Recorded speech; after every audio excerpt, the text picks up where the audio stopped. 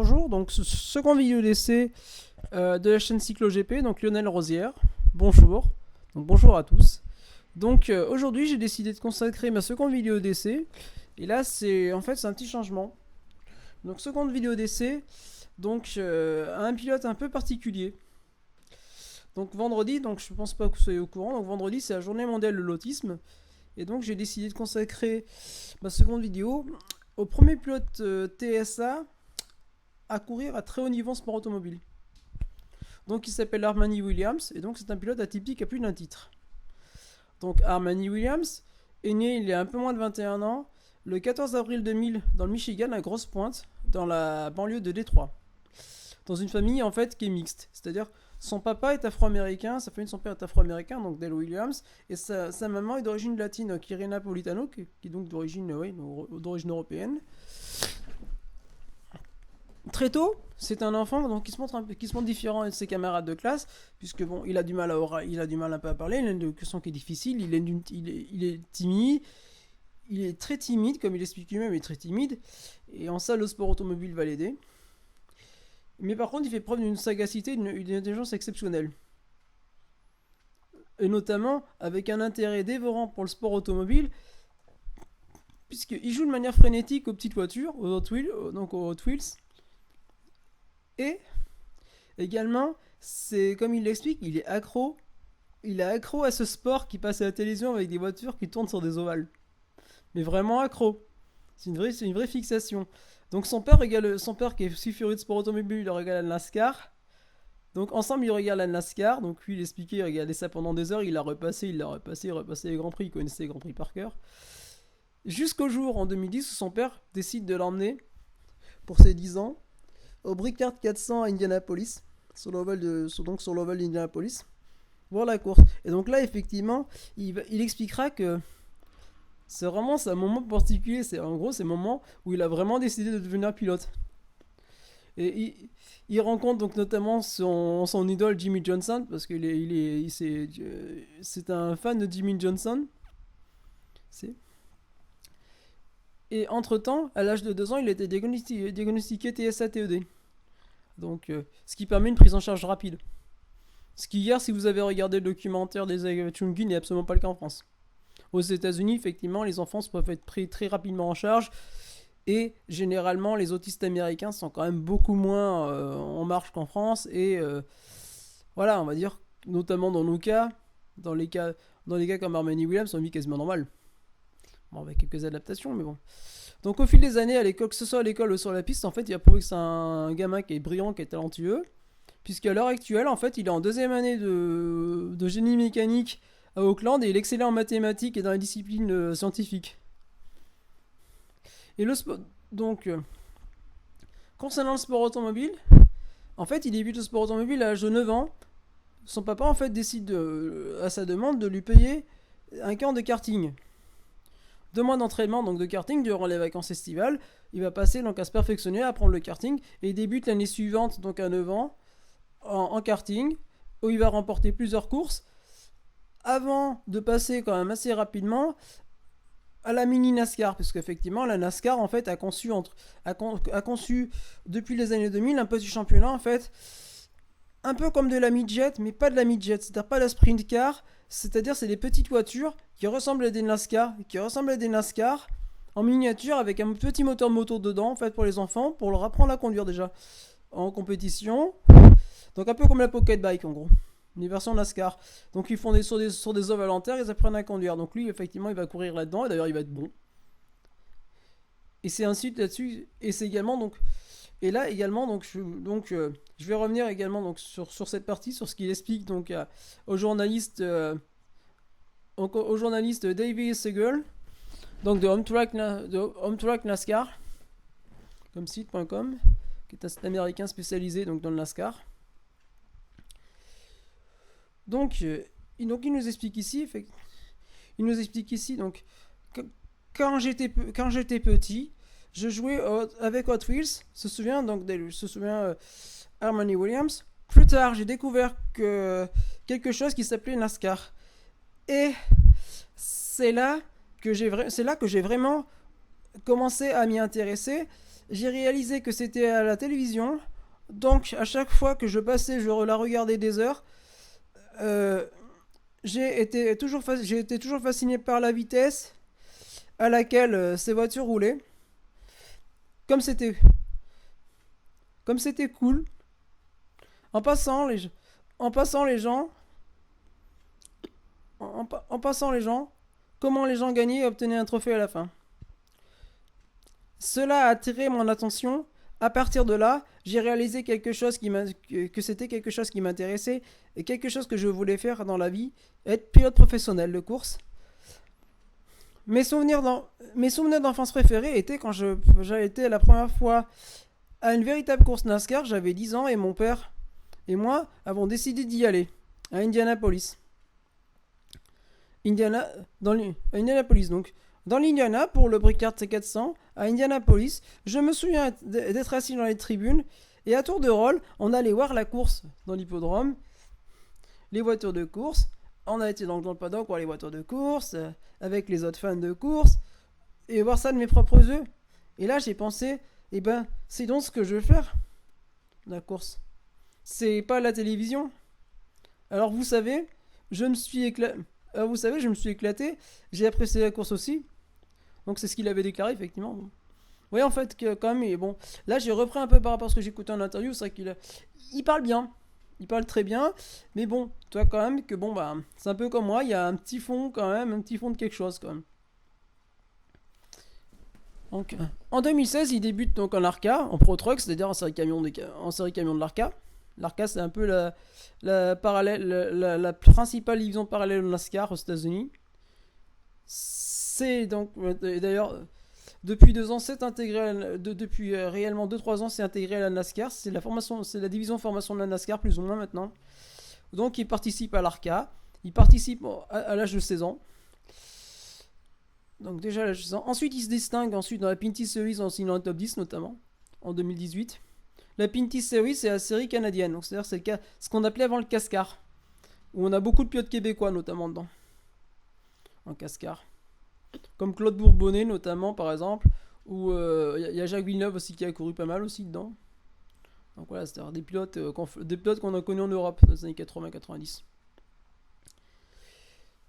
Ensuite, donc il débute en K&N Series en 2018. Donc les K&N Series, en fait, c'est la série Arca, c'est-à-dire qu'en fait, c'est deux grosses séries de late model régionales. Donc le late model, c'est des 8 voitures NASCAR qui sont récupérées, qui sont revendues à des coureurs amateurs ou des coureurs semi-professionnels, donc qui courent avec les week-ends en fait, sur des plus petites pistes généralement.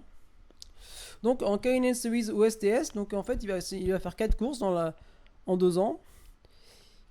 Il va faire 4 courses à 18 ans. Le tout à 18 ans pour commencer à se former, parce qu'en fait, c'est un pilote qui court pas souvent non plus. Alors qu'en fait, il n'y a pas trop de moyens, en fait, il a son team personnel, donc il court pas trop souvent, c'est un part-timer pour le moment. Donc il évolue. Et l'avantage de ces séries, notamment les K&N Series ou la Maynard, en fait, c'est qu'en fait, c'est des séries où, en fait, où ils vont se frotter à des pilotes NASCAR, notamment d'Xfinity ou de trucks qui vont courir aussi à côté, soit pour prendre du galon quand ils sont jeunes, soit pour s'entraîner généralement pour les anciens. Ou pour des anciens, effectivement, courir aussi pour des coureurs qui ont passé la soixantaine ou la cinquantaine, effectivement, on continue à courir un peu. Donc il commence aussi à bien se distinguer, effectivement. Bon, après, c'est un pilote qui montre comme des signes de précocité, mais c'est pas non plus des records. C'est-à-dire que les records, c'est Kyle Petty, par exemple, Joey Logano, qui déjà à 18 ans était très performant déjà. Ou Rambo Rosso à 20 ans, pareil, qui était très performant. En NASCAR. Mais ça tente à prouver quelque chose, c'est qu'en fait la moyenne baisse en NASCAR, de plus en plus. Donc, 2019, il continue à se relancer. Et en 2020, donc, il participe à la division principale, donc à ARCA, c'est-à-dire à la Maynard, au ARCA Maynard, c'est-à-dire la 4ème division NASCAR. Donc oui, il débute à 20 ans par 2 courses. Et aussi déjà un premier top 10, et pas sur n'importe quel circuit, sachant que son premier top 10, il avait signé sur le circuit du New Hampshire, qui est un circuit quand même qui est assez dangereux, où on a eu des morts dans les années 2000, au début des années 2000. Voilà, notamment. Et donc là, il signe son premier top 10 à Michigan. Michigan, c'est un circuit qui est réputé pour sa rapidité, pour son danger, pour sa technicité, parce qu'il est très rapide, c'est un oval qui est très rapide, mais qui est assez particulier. Donc les voitures prennent des grosses vitesses, mais qui est extrêmement dangereux également, où notamment Emerson Fittipaldi a clos sa carrière sur un grave accident notamment. Donc c'est un circuit qui est réputé pour son danger, donc ici le top 10 sur ce circuit. Et il semble en fait vraiment en fait vouloir suivre les traces de deux pilotes afro-américains en NASCAR, notamment Bubba Wallace, qui est aussi une de ses idoles, Bubba Wallace, donc qui est le premier pilote afro-américain à avoir signé un podium à Daytona en 2018 depuis Wendell Scott dans les années 50. Donc c'est-à-dire bon, un très bon pilote, très Astrécide a quand même un certain nombre de fans, notamment des jeunes. Un peu moins des sudistes, mais des jeunes, oui. Donc Harmony Williams semble vouloir suivre la trace de ces pilotes, de Bubba Wallace notamment, tout en continuant effectivement. Ce qu'il va expliquer plus tard, c'est que c'est un exemple. Il veut être un exemple. Donc, mais ensuite, donc, dans le cadre, puisque en fait, cet portrait est tiré plus ou moins de deux interviews que j'ai tiré j'ai traduit de l'anglais en fait. Donc une de David Segal et une autre de Lawrence Anderson dans le cas dans lequel il cite Art of Autism du 9 septembre 2018, où donc à 18 ans il expliquait un peu ce qu'il fait en fait, donc en tant que personne neurotypique, puisque effectivement c'est la première personne neurotypique à courir dans ce milieu, à aussi haut niveau. Donc Lawrence Anderson effectivement lui demandait, donc ensuite les questions sont un peu inversées, je reprends un peu, mais là donc la 9ème et avant-dernière question, il lui demandait donc comment l'autisme vous a-t-il aidé en tant que conducteur de voiture? Donc, lui racontait, bonne question, vous le savez, étant autiste, je trouve que c'est un avantage pour moi que j'ai tellement concentré, que je suis tellement concentré et concentré au volant. Cela va de pair avec la constance, la fluidité et la vue ensemble avant la course. Donc, j'ai tout mis à profit et cela m'a vraiment aidé à me développer en tant que pilote professionnel. Donc voilà, donc effectivement, il expliquait effectivement. C'est vrai que donc ensuite il va revenir sur ces qualités. Pourquoi en fait c'est un avantage au final. Donc quel conseil donneriez-vous aux jeunes autistes qui craignent d'apprendre à conduire? Donc je leur dirais de ne pas avoir peur d'apprendre des choses que vous n'avez jamais fait auparavant. Une fois que vous avez appris les bases du travail au volant, le fonctionnement de la pédale d'accélérateur et de frein, vous pouvez vous consacrer tout votre temps au travail et grâce à un travail acharné et à l'engagement de tous les instants, à en faire bon usage. Je vous dirai que cela deviendra plus facile et que vous pourrez vraiment être à l'aise sur la route, sur les autoroutes et même sur les circuits si vous voulez être pilote de course. Et donc dernière question qu'il lui posait. Qu'est-ce que tu préfères en course? J'adore la joie d'être sur les circuits et d'y disputer à chaque fois la victoire. Je m'attache à ma voiture de course, le simple fait dans un environnement de course est aussi ce que j'aime à ce sujet, où je rencontre certains pilotes, propriétaires d'écuries, officiels de course, et même parler des sponsors potentiels, donc c'est vraiment une communauté de course. Donc en 2021 en fait, il court, cette année il a décidé de courir un peu plus régulière, donc notamment en Arkansas Mineral Series, et en Outdoor Ginger Series, qui sont deux séries, qui étaient encore une autre série régionale NASCAR. Donc il continue son petit programme de chemin, son petit bonhomme de chemin, pour en fait comme but lui, ça serait d'arriver à la Cup d'ici quelques années, et pour le moment d'arriver à la Truck Series, c'est-à-dire à la 3ème division, un peu la NASCAR, commencer un peu à se faire remarquer, bon, faire un peu de part-time, faire du starting pack en NASCAR notamment. Donc cette année il court toujours dans son équipe, donc en fait il a créé une équipe qui s'appelle le Harmony Racing, qui est son équipe donc personnelle en fait, qui est sponsorisée donc par Century Autism. Et donc là effectivement il explique un peu son sponsor, qu'est-ce que c'est que son sponsor en fait. Donc mon sponsor principal donc, est Century Autism, basé à Hamilton Hills, un fournisseur national d'analyse et de thérapie appliquée au comportement. C'est un parrainage logique basé sur un objectif commun, créer de meilleurs résultats pour les enfants autistes. Donc la voiture, et donc là il explique, donc ma voiture présentait la pièce du puzzle block qui est devenue un symbole international de sensibilisation à l'autisme. Le schéma de peinture a été dessiné par un ami de la famille dont le fils lui-même est autiste. Certaines personnes peuvent vous dire que vous ne pouvez pas.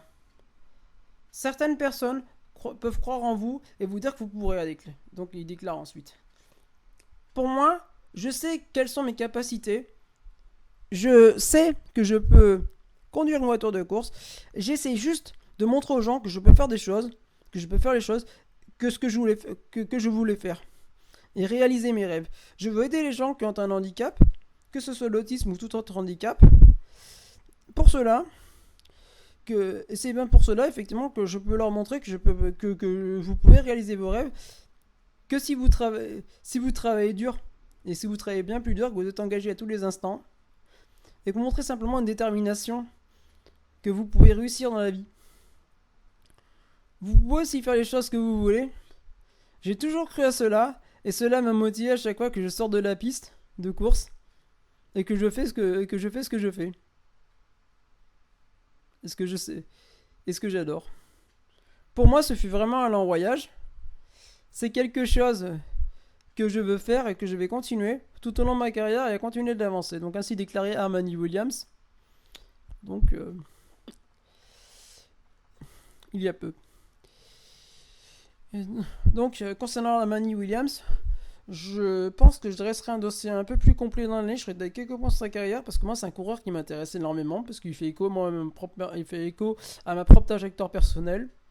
Parce que donc, je pense que vous avez quand même constaté, effectivement, moi j'ai tendance à bouffer les mots, à sauter un peu les mots, à des fois à chercher mes mots. Bon, voilà. Donc je pense que si vous n'avez pas compris, vous aurez compris, effectivement. Donc voilà pourquoi je fais cette vidéo. Et vous comprendrez même encore mieux avec la présentation que je suis en train de faire sur le site Cyclovergne.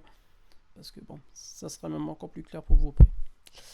Donc c'était en fait ma petite contribution pour la journée internationale de l'autisme le 2 avril prochain. Donc voilà. J'ai été ravi donc de vous présenter ce pilote, qui je pense a quand même un bon avenir.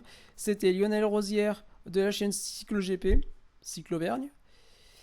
Donc si ça vous a intéressé, n'hésitez pas à mettre des pouces bleus et à vous abonner parce que ça peut être super intéressant. Moi ça m'aidera aussi un petit peu. Je vais monter un Patreon d'ici peu, donc n'hésitez pas à donner un peu d'argent si vous pouvez donner un peu d'argent, ça vous plaît. Abonnez-vous parce que voilà, aussi ça peut être bien de vous abonner aussi, ça peut être sympa.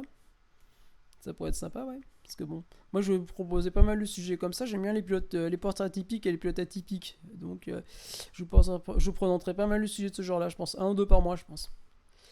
Voilà, donc au revoir. Bonne soirée, bonne matinée. Au revoir.